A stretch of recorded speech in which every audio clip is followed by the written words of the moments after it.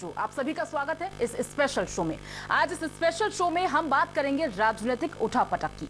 दरअसल योगी सरकार के मंत्री दिनेश खट्टिक के बाद अब एक और विधायक ने चिट्ठी लिखकर नाराजगी जाहिर की है। तो क्या ये कहा जाए कि योगी सरकार में सब कुछ ठीक नहीं चल रहा है? इसी पर करेंगे हम बातचीत।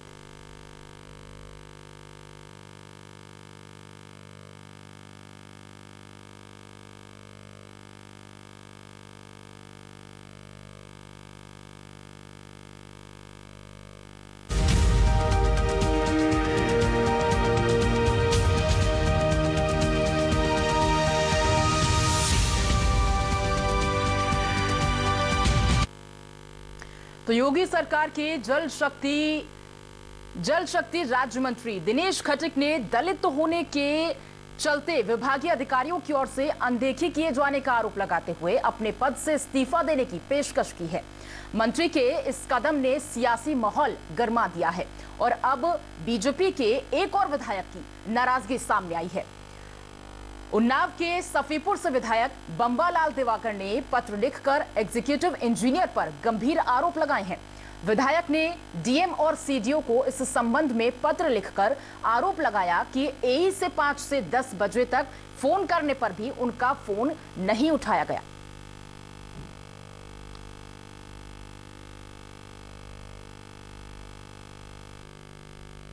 उधर राज्य मंत्री दिनेश खट्टिक के इस्तीफे को लेकर सूत्रों के हवाले से यह खबर आ रही है कि अलखमान से मुलाकात के बाद मंत्री के तेवर नरम पड़े हैं और उनका यह कहना है कि उनकी मुख्य शिकायत सिर्फ अफसरों को लेकर है। सीएम से किसी तरह की शिकायत नहीं है। सीएम ने उन्हें बातचीत के लिए बुलाया है और फिलहाल वो सीएम से मिलने पहुंच चुके हैं।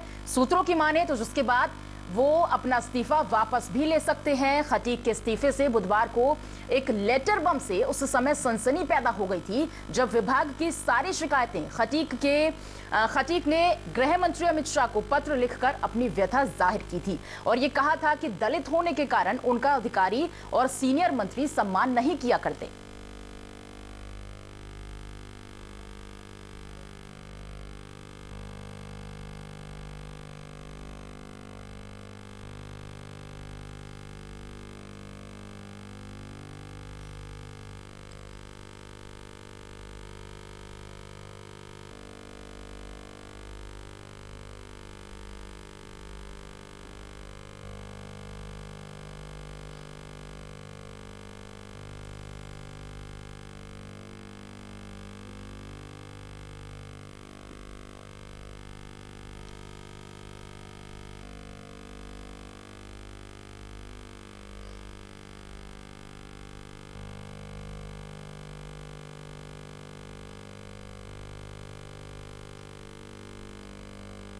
तो यूपी के जल शक्ति राज्य मंत्री दिनेश खट्टिक के इस्तीफे के बाद से जिस तरह से सियासी हलचल हम लगातार होते हुए देख रहे हैं, अब दिनेश खट्टिक जो कि लखनऊ पहुंच चुके हैं और उनकी मुलाकात अब सीएम से होगी।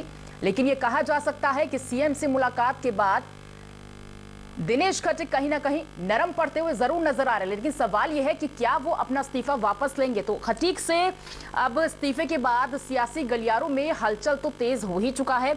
उनके मेरठ कार्यालय में जहां भीड़ लगी रहती थी वहां पर आज सूना पड़ा है। इस बारे में और जानकारी दे रहे हैं सहारा समय संवाददाता अभय शर्मा।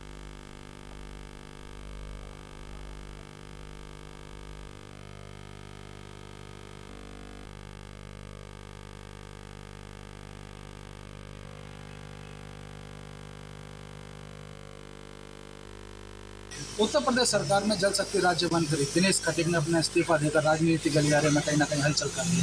कल उन्होंने अमित शाह जो गृह मंत्री हैं उनको अपना इस्तीफा भेजा है। उसके बाद कहीं ना कहीं सभी चाहे राजनीतिक गलियारे हों या विपक्ष हो कहीं ना कहीं इसको लेकर अपनी आवाज़ उठा रहे हैं। ऐसे में कहा जा सकता है कि हम खड़े हैं कि राज्य मंत्री के घर पर खड़े हैं पर यहाँ किसी भी तरह की कोई भीड़ भाड़ नहीं दिख रही है।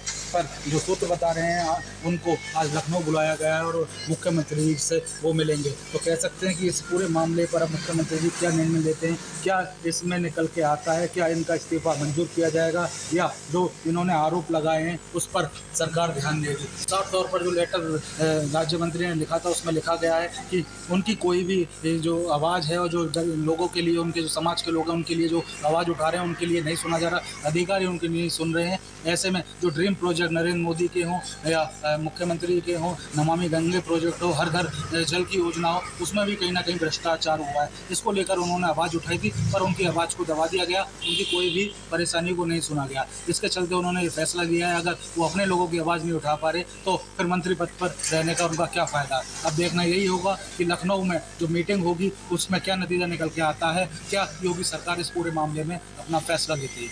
सारा समय के लिए कैमरामैन गौरव यादव के साथ अभय शर्मा। और चर्चा में आगे बढ़ेंगे। लखनऊ से एसोसिएट एडिटर आलोक गुप्ता हमारे साथ जुड़ रहे हैं, वरिष्ठ पत्रकार चंद्रकिशोर शर्मा हमारे साथ जुड़ रहे हैं, वहीं नोएडा स्टूडियो में मौजूद वरिष्ठ पत्रकार ब्रजेश चौधरी जी भी हमारे साथ जुड़े हुए हैं। आप तीनों का बहुत बहुत स्वागत है सर।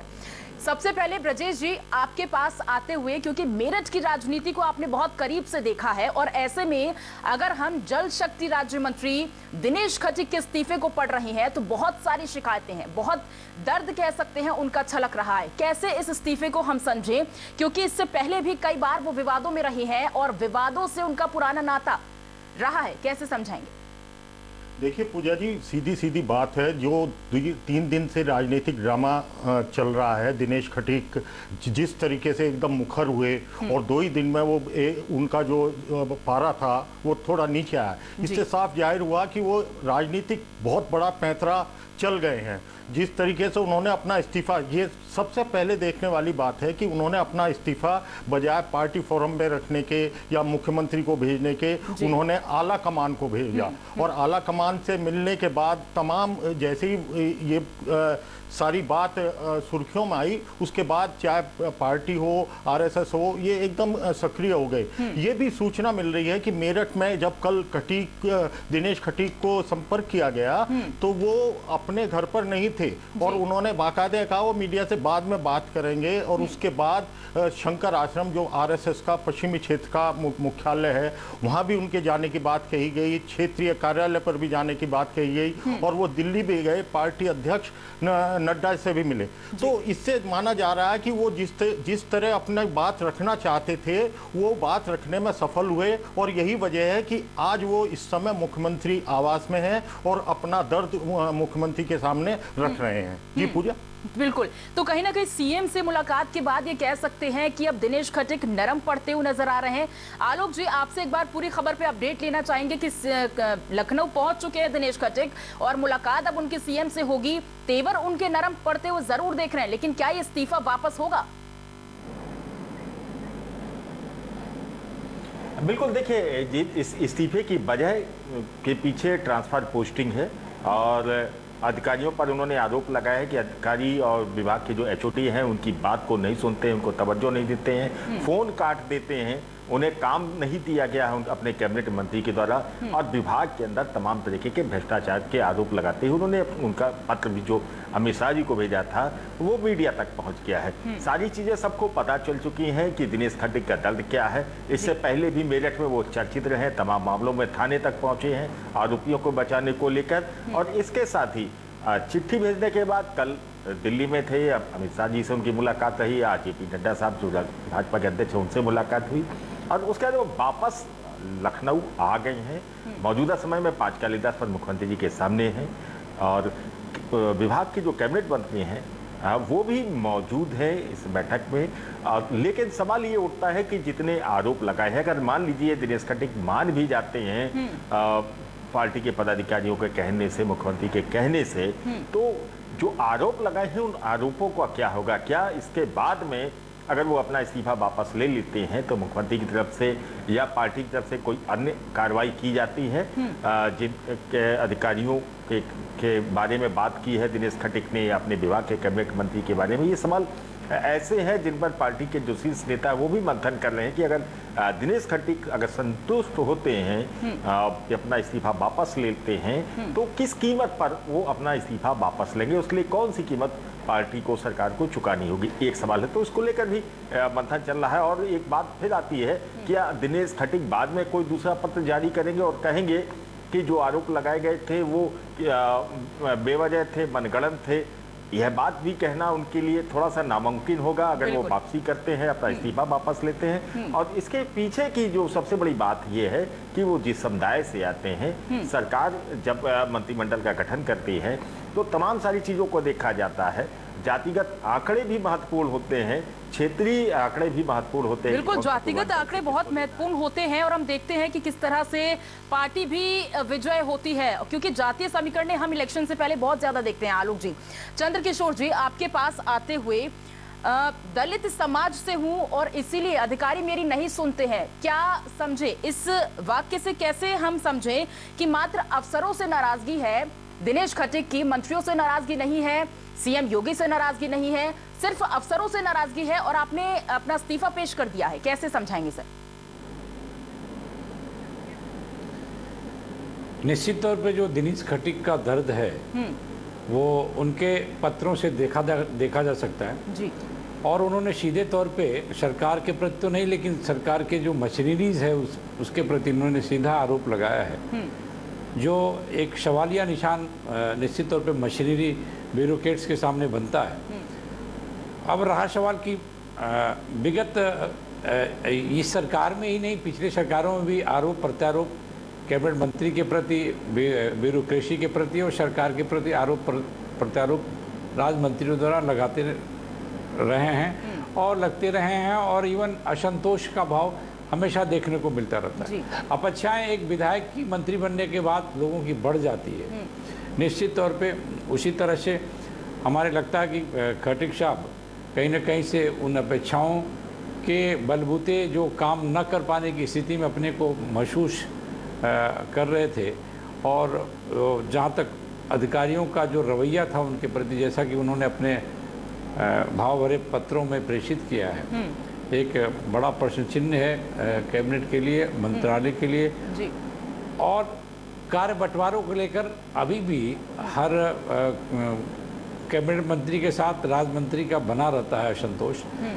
और मुझे जहाँ तक जानकारी है कि शुरुआती दौर में, जब आज के 1.5 दशक पहले जब गठन होता था मंत्रालय का, तो कैबिनेट मंत्री अपने राज्य मंत्री को, एवं उस जमाने में उपमंत्री भी बना करते थे, आज तो उपमंत्री भी नहीं बन रहे।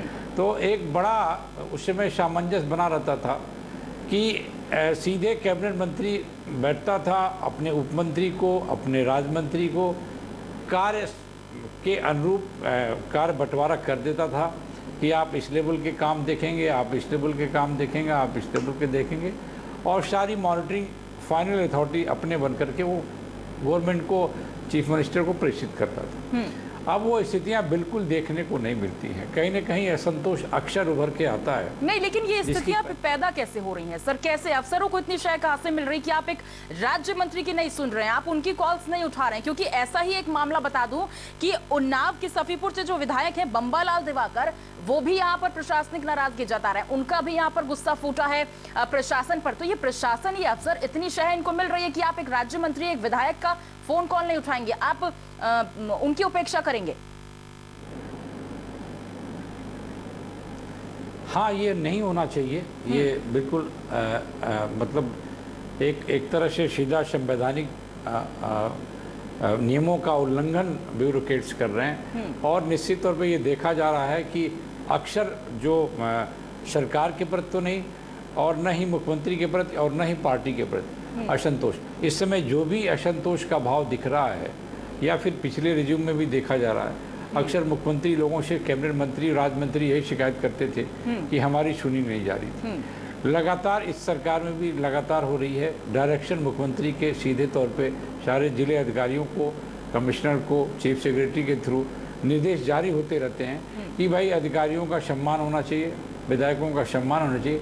इवन डेकोरम के लिए भी अगर सरकार के मुखिया अधिकारियों को दिशा निर्देश करते हैं तो एक ये दुखद है आज के परिवेश में। बिल्कुल। ऐसा पहले नहीं कभी होता था, बड़ा सम्मान होता था जनप्रतिनिधियों का, लेकिन थोड़ी सी गिरावटें जो है। बिल्कुल, ये वाकई और दुखद है यहाँ पर अपेक्षाएं चंद्र किशोर जी कि देखिए आप पार्टी फोरम में रहकर चीजें करिए, अगर अफसर यहाँ पर राज्य मंत्री का फोन कॉल नहीं उठा रहे हैं, उनकी कोई बातचीत नहीं सुन रहे हैं, तो वाकई ये दुखद है। ये दुखद इसीलिए है क्योंकि अब यहाँ पर दिनेश खटीक को सीधा सीधा इस्तीफा देना पड़ा है। हालांकि अब उनके तेवर जरूर नरम पड़ रहे हैं। ब्रजेश जी, आपके पास आते हुए बैठक की सूचना और कोई जानकारी नहीं मिलती थी उन्हें, इस तरह की बातें भी उन्होंने हालांकि लिखी हैं, तो सीएम को तो उन्होंने डायरेक्टली नहीं बोला है, मंत्रियों को नहीं बोला है कि मैं उनसे नाराज नहीं हूं, लेकिन नहीं लगता कि इनडायरेक्टली कहीं ना कहीं खटास ये हमें देखने को मिल रही है पार्टी के भीतर? पूजा जी बिल्कुल, जो पूरा जो आप प्रकरण देख रही हैं इसमें सबसे पहले देखना होगा जो उनकी इस्तीफे की लैंग्वेज है, वो बिल्कुल साफ जाहिर करती है कि वो राजनीति के मजे हुए खिलाड़ी हैं। बिल्कुल। उन्होंने सीधे सीधे सरकार को दोषी भी नहीं ठहराया। हाँ। सारी अपनी बात कही। हाँ। और इमोशनली जो एक तरीके से ये ब्लैकमेल करने के लिए बार बार एक दलित शब्द का इस्तेमाल उस इस्तीफे में किया गया, और वो राज्य स्तर पर ना देकर वो सीधे सीधे दिल्ली की तरफ वो इस्तीफा चला, उनका जो पत्र चला और बाकायदा पूरे सोशल मीडिया में भी वायरल हो गया। तो उसके बाद जिस तरीके से पार्टी ने कहा, और समाजवादी पार्टी हो, अब बीएसपी है, उन्होंने बाकायदा इस मामले को भुनाने का प्रयास भी किया, लेकिन बीजेपी हो या संगठन हो या और कोई लोग हों जो पीछे लगे हुए हैं, उन्होंने बहुत जल्द करके इस पूरे मामले को इतना डाइल्यूट कर दिया कि आज स्थिति ऐसी है कि दिनेश खटीक जो हैं आज मुख्यमंत्री आवास में हैं, और बाकायदा स्वतंत्र देव सिंह भी वहां हैं जो उनके कैबिनेट मंत्री हैं। तो इससे लगता है कि मामला पटाक्षेप हो जाएगा। कपिल देव जो अग्रवाल हैं मुजफ्फरनगर से, उन्होंने बाकायदा आज बागपत में बोला भी कि हमारे घर का मसला है, थोड़ी बहुत नाराजगी हो सकती है और अफसरों की नकेल कसी जाएगी। और लेकिन घर का अगर मसला होता ये, तो आपको लगता है कि इस्तीफे की बात आती ब्रजेश जी? नहीं, बिल्कुल आप सही कह रही हैं, लेकिन जो मैं आपको बता दूं, मेरठ का एक इतिहास रहा है, जैसे अभी चंद किशोर जी ने थोड़ा सा जिक्र किया, मैं उसको थोड़ा डिटेल बताऊंगा आपको कि मेरठ में किसी भी सरकार रही हो, अजीत सिंह सेठी 80 के दशक में बहुत पावरफुल मंत्री हुआ करते थे कांग्रेस के। उन्होंने नगर विकास मंत्री होते थे, उन्होंने सिर्फ थोड़ा बहुत अपने काम बताए, लेकिन उनका काम नहीं हुआ। उन्होंने अपनी नाराजगी सरकार से जाहिर की। उसके बाद रामचंद्र वाल्मीकि जो थे वहां से एमएल थे, वो भी बीजेपी के थे, उन्होंने अपनी नाराजगी, उन्होंने बाकायदा प्रेस कॉन्फ्रेंस करके एक बार कहा था कि मेरे पास फाइल ही नहीं आई, मैं क्या कर सकता हूं भाई।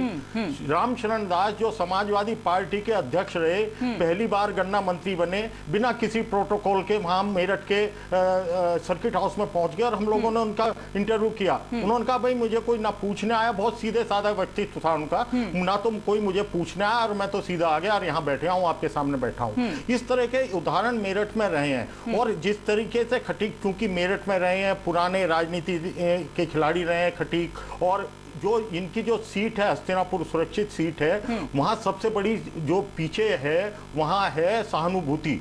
जो और पार्टियों के लीडर हैं, पूर्व विधायक हैं, जिनके साथ ज्यादा सहानुभूति होती है, उनको कम से कम 10-15% का असर प्लस मिलता है, ये माननी पड़ेगी बात। ये क्योंकि पहली बार ऐसा हुआ है कि दिनेश खटीक दोबारा एकदम वहां से विधायक बन के आए हैं, और ये माना जाता रहा है कि ये भी रहा है कि जो हस्तिनापुर से विधायक जीतता है उसकी सरकार होती है। तो इस तमाम चीजों को देखते हुए दिनेश खटीक एकदम ऐसे इस्तीफे की, पहली बार किसी विधायक ने इस तरह इस्तीफे की अपनी बात रखी है, और इस तरीके से रखी है कि बात भी पहुंच जाए, सांप भी मर जाए और डंडा भी ना टूटे। तो शायद यही वजह है कि सांप भी मर गया और डंडा भी नहीं टूटा। तो यही कहा जा सकता है। बिल्कुल। और देखिए ये बहुत सारे सवाल अब लगातार इसलिए भी है कि जिस तरह से इस्तीफे की पेशकश यहाँ पर दिनेश खटीक की ओर से कर दी गई है, हालांकि वो नरम जरूर पड़ रहे हैं। आलोक जी, आपके पास आते हुए पहली बार नहीं है, जैसा कि ब्रजेश जी ने बताया कि पहली बार नहीं है किसी विधायक या किसी मंत्री ने इस तरह से अफसरों पर नाराजगी जताई हो, लेकिन इस्तीफा जरूर ब्रजेश जी कहेंगे कि पहली बार सामने आया है किसी विधायक का। तो आलोक जी, जो हम उन्नाव से देख रहे हैं, सफीपुर के विधायक ने भी नाराजगी जताई है, इस पर भी कोई एक्शन लेते हुए सरकार की ओर से संज्ञान लिया गया होगा निश्चित रूप से? देखिए, मैं आपको बता दूं, अभी जिस मुद्दे पर बात हो रही थी, सवाल ये उठता है कि जितने आरोप दिनेश खटीक ने लगाए हैं, सुलह समझौता हो जाता है तो क्या वो आरोप समाप्त हो जाएंगे? वो बातें खत्म हो जाएंगी। एक बड़ा सवाल रहेगा कम से कम दिनेश खटीक के व्यक्तित्व को लेकर हमेशा कि वो क्या आवेश में आकर ऐसा कोई पत्र उन्होंने लिख दिया था या किसी बहकावे में लिख दिया था वो पत्र या भूलवश लिख दिया था। इस बात से आने वाले समय में बजट के लोग भी सवाल करेंगे, विदेश के लोग भी सवाल कर देंगे। और इसके बाद जो बात आपने की बम्बालाल दिवाकर जो कि उन्नाव से विधायक है, बीजेपी के विधायक है, दूसरी बार विधायक चुने गए हैं और उन्होंने आरोप लगाया है कि उनका फोन जो है उनके जो अधिशासी अभियंता है बिजली विभाग के वो फोन उनका नहीं उठा रहे हैं और इस तरीके के आरोप लगाए गए हैं। तो इस मामले को लेकर सीडीओ ने संज्ञान लिया है, सीडीओ उन्नाव ने, और इस मामले की भी वो जांच पड़ताल की जा रही है। जी आलोक जी, यहाँ पर एक बड़ा वाजिब सवाल ये भी है कि अगर आप राज्य मंत्री, आप विधायक का फोन नहीं उठा रहे हैं तो आप जनता की सेवा कैसे करेंगे? ये अफसर जनता की सेवा कैसे करेंगे? आलोक जी।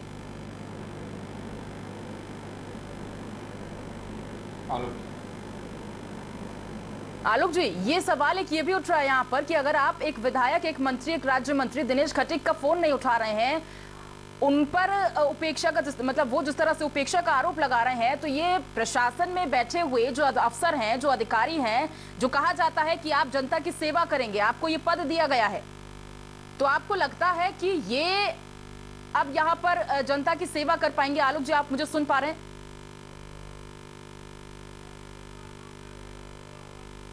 ठीक है, आवाज नहीं मिल पा रही, कोशिश करेंगे फिर से उनके पास जाने की। यही सेम सवाल अगर ब्रजेश जी जानना चाहेंगे आपसे कि ये प्रशासन में बैठे आला अधिकारी जो कि मोटी रकम पा रहे हैं, ये राज्य मंत्री का फोन कॉल नहीं उठा रहे हैं, ये विधायक का फोन कॉल नहीं उठा रहे हैं, ये उनकी नहीं सुन रहे हैं, तो ये प्रदेश में बैठी जनता की सेवा करेंगे कैसे? हम विश्वास में इन्हें लें।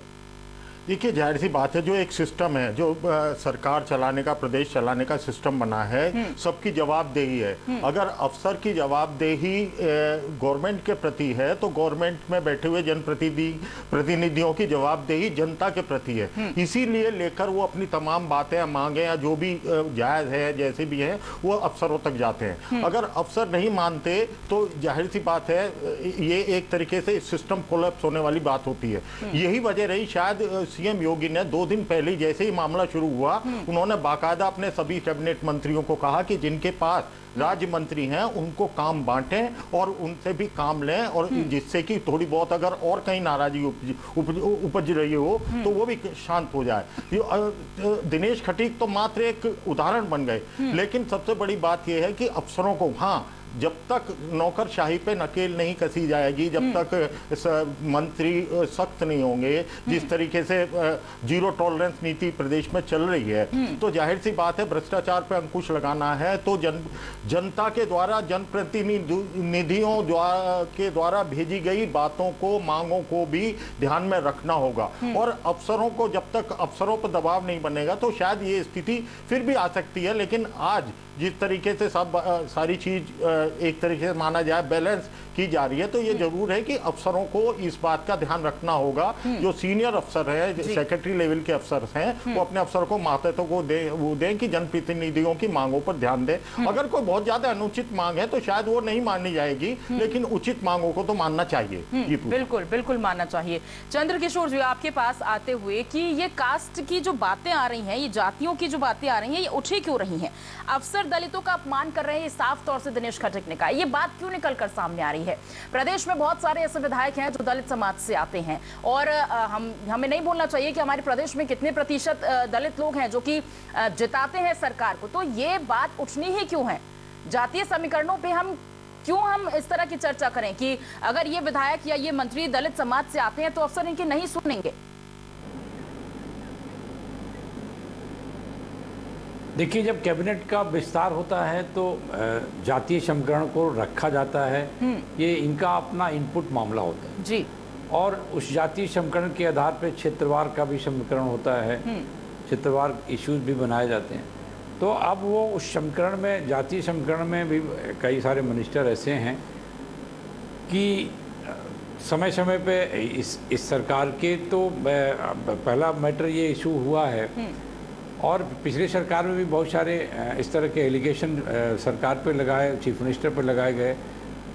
पिछले रिज्यूम में तो चीफ मिनिस्टर ने कई सारे ऐसे मंत्रियों को ऐसे एलिगेशनों के आधार पर सीधे बर्खास्त किए। ये बड़ा दिलचस्प रहा है, देखने मिला था उस समय।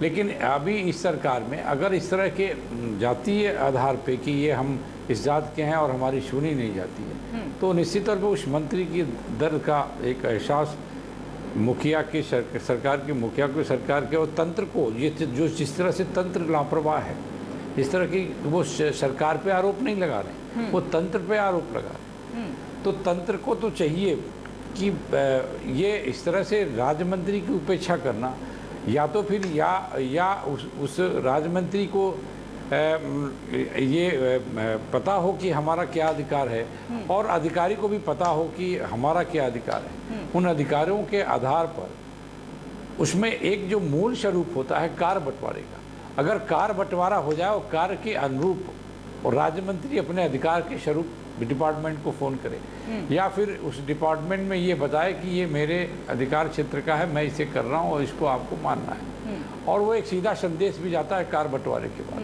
तो एक बड़ा एक सवाल है कि कार्य बंटवारा जब तक नहीं होता है, जब तक नीचे के लोगों के अधिकारियों के बीच में नहीं संदेश पहुँचता है कि कैबिनेट मिनिस्टर कौन सा काम करेंगे, राज्य मंत्री कौन सा काम करेंगे, तब तक एक ओहापोह की स्थिति डिपार्टमेंट में बनी रहती है।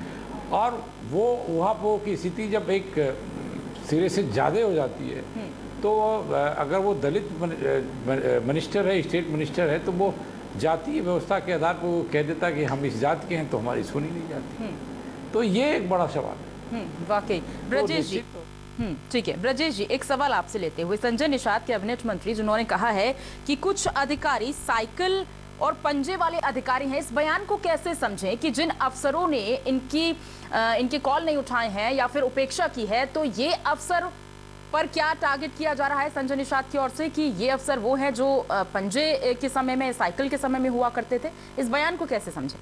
देखिए, संजय निषाद जी ने जैसे अपने डिपार्टमेंट के कुछ ट्रांसफर भी निरस्त किए हैं, जी। और वो शायद इसी जो दिनेश खटीक प्रकरण का ही नतीजा है कि मंत्री हैं, कैबिनेट मंत्री हैं और वो सक्रिय हो गए, वो देख रहे हैं कि कहीं कोई गलती तो नहीं हो गई।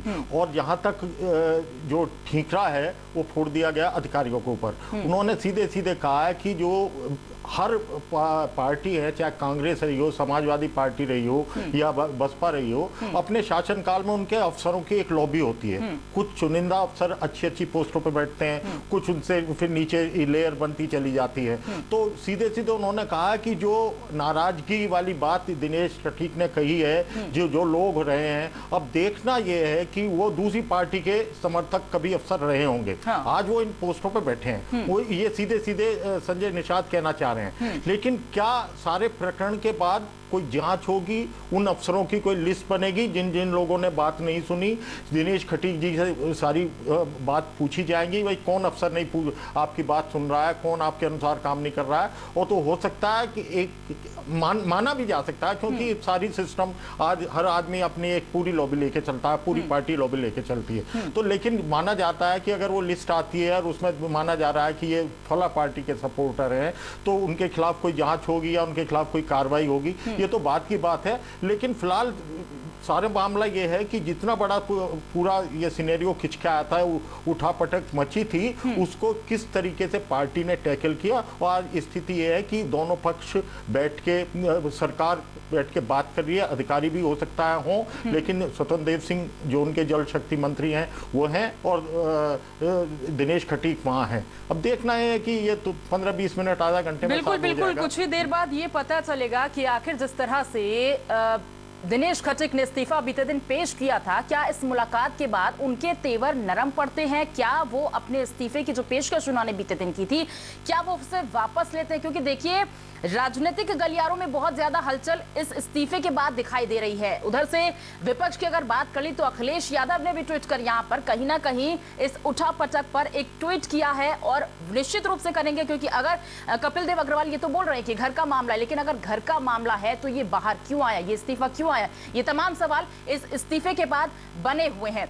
फिलहाल ब्रजेश जी नोएडा से मेरे साथ जुड़े हुए थे, आपका बहुत बहुत शुक्रिया करूंगी। एसोसिएट एडिटर आलोक जी लखनऊ से हमारे साथ जुड़े थे, बहुत बहुत शुक्रिया। वरिष्ठ पत्रकार चंद्रकिशोर जी लखनऊ से हमारे साथ जुड़े हुए थे, सर आपका भी बहुत बहुत शुक्रिया मैं करना चाहूंगी। फिलहाल इस खास कार्यक्रम में बस मुझे दीजिए इजाजत। सहारा प्रणाम।